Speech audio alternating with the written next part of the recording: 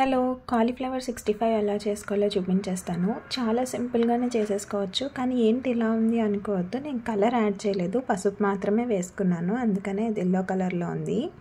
First అయితే mixing బౌల్లోకి మైదా ఇంకా కార్న్ఫ్లోర్ ఈక్వల్ క్వాంటిటీలో తీసుకోవాలి. నేను ఇక్కడ 3/4 కప్ ఈచ్ తీసుకున్నాను. దాంట్లో టేస్ట్కి సరిపడా సాల్ట్, కారం, పసుపు వేసేసుకోవాలి. ఇప్పుడు ఇందులోకి ఎక్స్ట్రాగా మనం ధనియాల పొడి, చాట్ మసాలా మాత్రమే యాడ్ చేస్తున్నాను. జింజర్ గార్లిక్ పేస్ట్ ఉంటే అది కూడా యాడ్ చేసుకోండి, టేస్ట్ ఇంకా ఎన్హాన్స్ అవుతుంది. ఫస్ట్ ఈ మసాలాస్ అన్నీ మంచిగా మిక్స్ అయ్యేలాగా మిక్స్ చేసేసుకొని అప్పుడు వాటర్ యాడ్ చేసుకుంటే ఇంత థిక్గా మిక్స్ చేసుకోవాలి బ్యాటర్ని. ఇప్పుడు ఇందులోని నేను ఆల్రెడీ వాటర్లో సాల్ట్ ఇంకా పసుపు వేసేసి బాయిల్ చేసిన కాలీఫ్లవర్ని ఇందులో యాడ్ చేసేసుకుంటున్నాను.